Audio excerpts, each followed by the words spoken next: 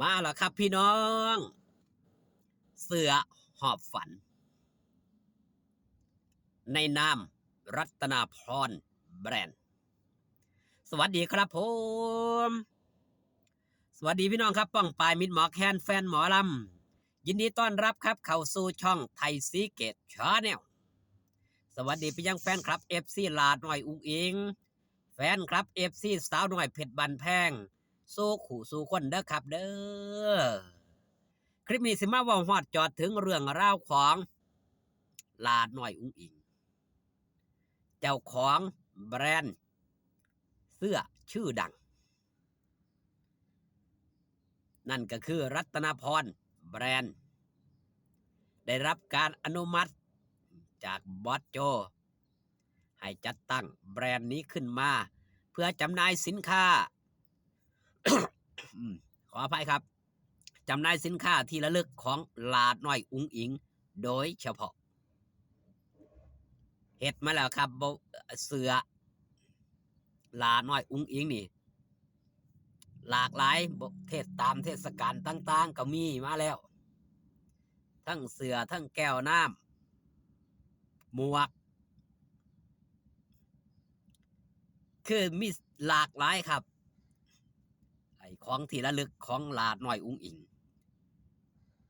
เสื้อนี่ก็แชกเช่นเดียวกันครับใหม่ล่าสุดของล่าสุดประกาศออกมาเมื่อบอกกี่ชั่วโมงครับในนามรัตนพรแบรนด์ได้ประกาศออกมาแบบนี้ครับเสื้อล็อตแรกเสร็จเรียบร้อย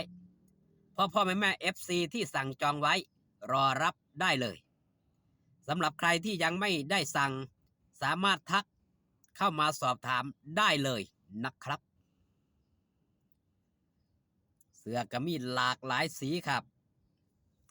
เดี๋ยวให้พี่น้องเบิ่งเนาะครับเนาะด้านหลังจะเป็น3 ปีความทรงจำแบบนี้ครับมันก็อาจสิกลับด้านนะครับเด้อ3 ปีแห่งความทรงจำแล้วก็เป็นภาพที่ลาดน้อยอุ้งอิงถือท่านเสลียดหนังเรื่องหอบฝันมีมากมายหลากหลายสีครับพี่น้องมิตรหมอแคนแฟนหมอลำก็อย่าลืมไปสั่งกันได้ครับราคาตัวละ449 3 ตัว 1,300 จัดส่งฟรีเสื้อล็อตแรกเริ่มจัดส่ง15 ธันวาคมนี้แฮชแท็กเสื้ออุ๋งอิงแฮชแท็กรัตนาพรแบรนด์ลาน้อยอุ๋งอิงถือว่าเป็นศิลปินของค่ายลำเพลินอินดี้เล็กเรคคอร์ดเนาะคนแรกที่มีเสื้อมีแบรนด์เป็นของเจ้าของแล้วก็ได้รับความนิยมชมชอบมาตั้งแต่แรกเริ่มเดิมทีได้รับการสนับสนุนจากมิตรหมอแคนแฟนหมอลำมากมายที่ได้เขามาซัพพอร์ตที่ได้เขามาสนับสนุนบ่ว่าลาดน้อยอุ้งอิงสิเฮ็ดอีหยังขึ้นมาก็ตามครับแฟนคลับ FC ต่างก็ให้การซอยเหลือให้การสนับสนุนด้วยดีมาโดยตลอดเป็นศิลปินคนแรกของวงสาวหน่อยเพชรบันแพงที่มีเสื้อมีแบรนด์เป็นของเจ้าของแล้วเป็นศิลปินคนแรกที่ได้นำชื่อเสียงของสาวหน่อยเพชรบันแพงดังไปไกลในระดับโลกสมกับที่บอสโจหรือว่าพ่อโจนี่อนุมัติให้เฮ็ดจัดตั้งแบรนด์นี่ขึ้นมา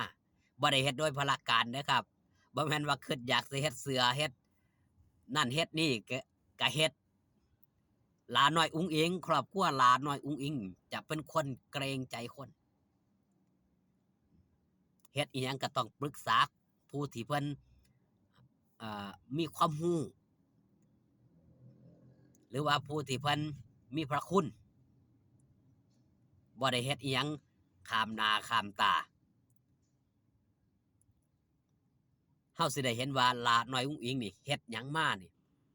สิเห็นแฟนคลับ FC ซอยกันซัพพอร์ตซอยกันสนับสนุน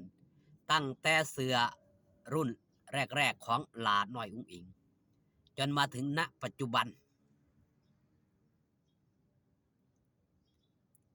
ถือว่าเป็นศิลปินที่ยังครับครองใจแฟนคลับ FC มีอิทธิพลต่อแฟนคลับ FC เป็นอย่างมากเป็นอย่างหลายบ่ว่าไปทำการแสดงหม้องใดก็ตามแฟนคลับ FC หน้าเวทีบ่ขาดบ่จางหายไปได้รับการตอบรับด้วยดีเสมอมาตั้งแต่มือแรกจนถึงณปัจจุบันซึ่งเป็นหยังครับเป็นสิ่งที่ศิลปินอย่างหมอลำนี่หาได้ยากหรือว่าหาโตจับยากณปัจจุบันหลาน้อยอุ้งอิงบ่ได้ไปแข่งขันกับผู้ใดแข่งขันกับเจ้าของเองนำพาความสำเร็จมาสู่เจ้าของคำเปรียบเปรยหรือว่า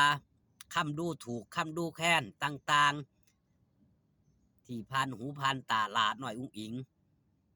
หลาน้อยอุ้งอิงมักจะนำคำเหล่านั้นมาปรับปรุงแก้ไขบ่ได้ตอบโต้โดยทันควัน